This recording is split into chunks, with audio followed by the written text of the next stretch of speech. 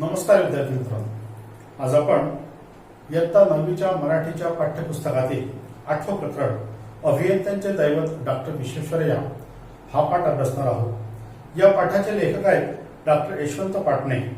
Doctor Yashwant Patne यांनी doctor Visvesvaraya यांच्याबद्दल असं म्हटलं आहे की ते या सृष्टीवरती परमेश्वराच्या माध्यमातून पाठवलेले एक विश्वकर्मा होते। या सृष्टीला निर्माण करण्यासाठी, या सृष्टीला सुंदर करण्यासाठी अशा प्रकारचे अभियंता परमेश्वर अधूनमधून सतत पाठवत असतो।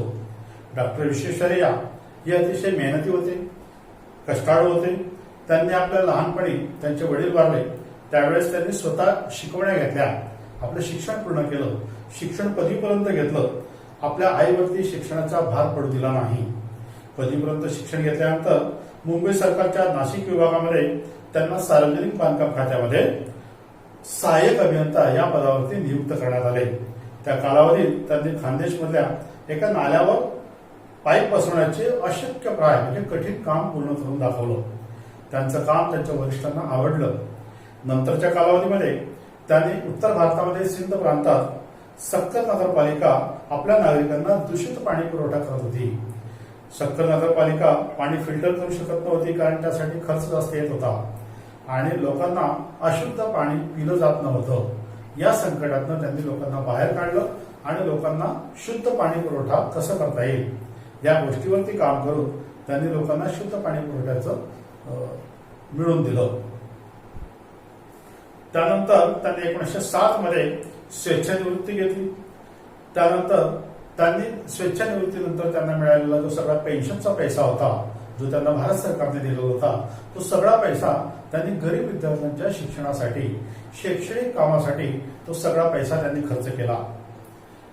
निवृत्तीनंतर स्थापत्यशास्त्रातील प्रगतीचे अवलोकन करण्यासाठी म्हणजे स्थापत्यशास्त्राचा अभ्यास करण्यासाठी ते युरोपमध्ये जातात। युरोपच्या दौऱ्यावर असताना हैदराबादच्या निजामाची त्यांना तार येते।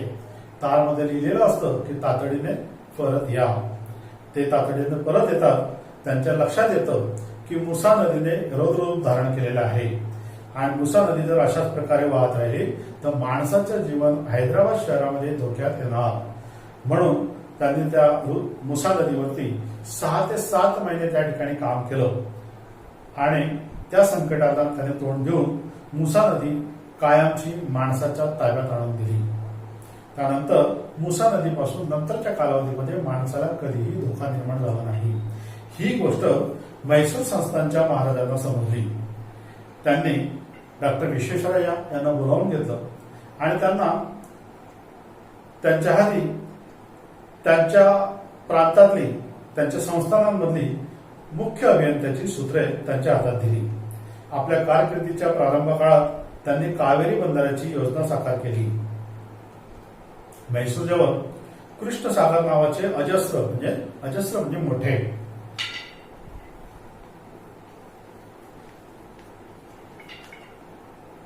म्हैसूर जवळ कृष्णसागर नावाचे अजस्र धरण उभे करून साऱ्या जगाचे लक्ष आपल्या कामगिरीकडे वेधून घेतले।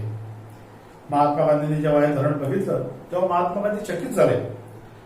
8600 फूट लांब, 101 फूट रुंद, 104 फूट उंच अशा या धरणाचा माथ्यावर 50 फूट रुंदीचा रस्ता व धरणातील पाणी सोडण्यासाठी आपोआप उघडझाप करणारे 171 दरवाजे त्या ठिकाणी बनवण्यात आले। हे सगळं काम बघून महात्मा गांधी अतिशय आश्चर्यचकित झाले की हे कसं शक्य आहे। धरणाच्या डाव्या बाजूला असलेल्या 60 मैल लांबीचा कालवा विश्वेश्वरय्या कालवा म्हणून त्याला ओळखलं जातं, त्याला गौरवलं जातं। या कालव्यासाठी डोंगर खोदून 3690 मीटर लांबीचा बोगदा तयार केलेला आहे। या धरणातून ठराविक पाणी शिवसमुद्र धबधब्यावर सोडले जाते व पाण्याच्या नियमित पुरवठ्यावर विद्युत निर्मिती केंद्र चालवले जाते। ती जी त्या ठिकाणी वीज निर्माण केली जाते त्या ऊर्जेच्या बळावर विद्युत रोषणाईने उजळून निघतो म्हैसूरचा राजवाडा आणि वृंदावन उद्यान। ही खरी विश्वेश्वरय्यांची अजरामर स्मारके आहेत। मोठी माणसे आपल्या कार्याच्या रूपाने अशा प्रकारे जिवंत असतात। आपल्या कर्तृत्वाच्या जोरावर विश्वेश्वरय्या म्हैसूरचे दिवाण झाले। म्हैसूर विद्यापीठ, पोलाद कारखाना, सिमेंट कारखाना, रेशीम, चंदन, तेल, साबण अशा अनेक प्रकारची उत्पादन केंद्रे उभारण्यात त्यांचा मोठा वाटा होता. शिक्षण, उद्योग, शेती या सगळ्या क्षेत्रामध्ये त्यांनी नेत्रदीपक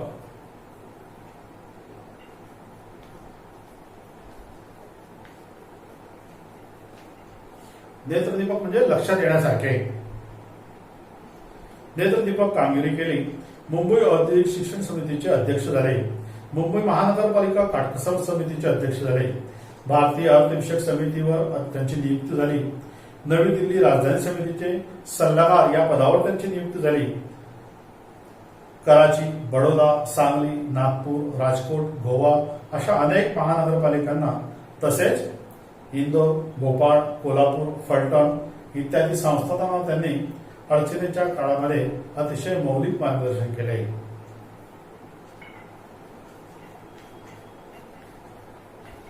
मौलिक म्हणजे मोलाचे. आपल्या विषयातील अचूक ज्ञानासाठी विश्वेश्वरय्या विश्वविख्यात होते.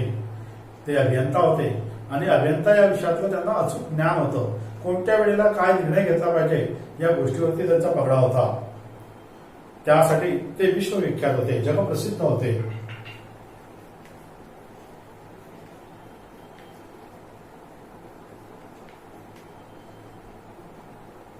आपल्या विषयातील अचूक ज्ञानासाठी विश्वेश्वरय्या विश्वविख्यात होते. एकदा रेल्वेतून प्रवास करत असताना या अभियंत्याच्या कानाचा रेल्वेच्या आवाजाची लय चुकल्याची जाणीव झाली. ते रेल्वेमध्ये प्रवास करत होते आणि त्यांचं असं लक्षात आलं की रेल्वेचा जो आवाज असतो त्याची लय चुकली आहे. म्हणजे आवाजामध्ये त्यांना फरक जाणवला. रेल्वे थांबण्याचा त्यांनी आदेश दिला. त्या ठिकाणचे चालक लोक होते, त्यांनी आदेश दिला की रेल्वे थांबवा. चौकशी केल्यानंतर लक्षात आलं की रेल्वे जेव्हा थांबली आणि मग समजले पुढे 1.5 किलोमीटर अंतरावर रेल्वेचे रूळ उखडले आहे. जर समजा त्यांच्या ते लक्षात आलं नसतं किंवा त्यांनी त्या गाडीमध्ये त्यावेळेस प्रवास केला नसता, एक भला मोठा अपघात झाला असता, हजारो लोकांचे प्राण गेले असते. परंतु एका अभियंत्याच्या हुशारीने हजारो प्रवाशांचे त्यावेळेस प्राण वाचले. राष्ट्रबांधणीसाठी आपले उभे आयुष्य वेचणाऱ्या विश्वेश्वरय्यांना ब्रिटिश सरकारने सर हा किताब दिला, त्यांचा गौरव केला. तर मुंबई, कलकत्ता, पाटणा, अलाहाबाद, मैसूर या विद्यापीठांनी डॉक्टर विश्वेश्वरय्या यांना डी.लिट ही पदवी देऊन त्यांना सन्मानित केले. भारत सरकारने 1955 मध्ये त्यांना भारतातील सर्वोच्च सन्मान भारतरत्न ही पदवी देऊन त्यांना मानवंदना दिली. त्यांच्या स्मरणार्थ एक पोस्टाचे तिकीट काढले गेले. आता विश्वेश्वरय्यांचा जो जन्मदिवस असतो तो पूर्ण भारतामध्ये अभियंता दिन म्हणून साजरा केला जातो. म्हणजेच इंजिनियर डे म्हणून तो दिवस साजरा केला जातो. विश्वेश्वरय्या हे विज्ञान जगातील विश्वकर्मा होते. भगवान विश्वकर्मा यांनी सृष्टीची निर्मिती केली. लेखक असं म्हणतात या आधुनिक युगाचे विश्वकर्मा हे डॉक्टर विश्वेश्वरय्या आहेत. त्यांनी या देशाला सुंदर केलेलं आहे, या सृष्टीला सुंदर केलं आहे आणि म्हणून ते आधुनिक विश्वकर्मा आहेत. झिजलात तरी चालेल पण गंजू नका, हा त्यांनी तरुण पिढीला दिलेला संदेश आहे. ते तरुण पिढीला उद्देशून म्हणतात की काम केल्याने कोणी झिजत नसतं, पण जरी तुम्ही झिजलात तरी चालेल पण तू गंजू नका, कारण की जो गंजला तो संपला, जो गंजला तो काम करू शकत नाही. आणि म्हणून काम करत राहा, यश मिळत राहील, नाव होत राहील. त्यामुळे तुम्ही झिजलात तरी चालेल परंतु गंजू नका, थांबू नका, विश्रांती घेऊ नका. वयाची 90 ओलांडली तरी ते तरुणाला लाजवतील एवढे उत्साही होते, एवढे उत्साहाने काम करायचे. 15 सप्टेंबर 1961 या दिवशी साऱ्या देशाने त्यांची जन्मशताब्दी साजरी केली. पंडित नेहरू यांनी विश्वेश्वरय्यांचा गौरव करताना म्हटले, he is an engineer of integrity, character and broad outlook. तो प्रामाणिकपणा, चारित्र्य आणि व्यापक दृष्टिकोन असलेला एक अभियंता होता, असं त्या वाक्याचा अर्थ होतो. पृथ्वीवर प्रकाश वर्ष उभारणाऱ्या या महान अभियंत्याची प्राणज्योत 14 एप्रिल 1962 रोजी मालवली. म्हणजे 14 एप्रिल 1962 रोजी त्यांचं निधन झालं, त्यांचा स्वर्गवास झाला. विश्वेश्वरय्यांच्या जन्मगावातच एका भव्य उद्यानात त्यांचा पुतळा उभारण्यात आला. त्यांनी स्वतः बांधलेला सुंदर घर राष्ट्रीय स्मारक म्हणून दिमाखाने झळकत आहे. अभियंत्यांचे दैवत म्हणून सारे विश्वेश्वरायांना वंदन करते. वंदन करणे, सन्मान करणे.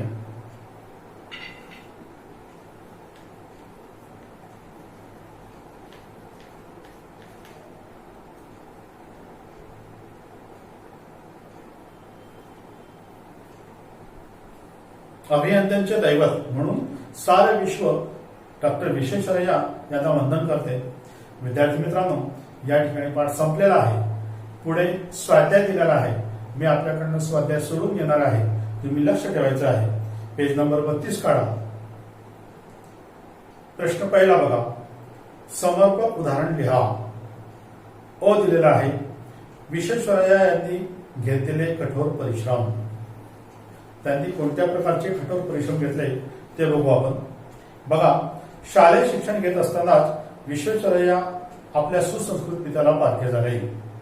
परिस्थिती बेताची होती, म्हणजे त्यांची आर्थिक परिस्थिती जेमतेम होती. पण आई मनाची श्रीमंत होती, आई जिद्दी होती. तरी सुद्धा आईवरती शिक्षणाचा भार न पडू देता त्यांनी स्वतः शिकवण्या घेतल्या आणि शिकवण्या घेऊन आपलं शिक्षण पदवीपर्यंत पूर्ण केलं. हे त्यांच्या कठोर परिश्रमाचं उदाहरण आहे.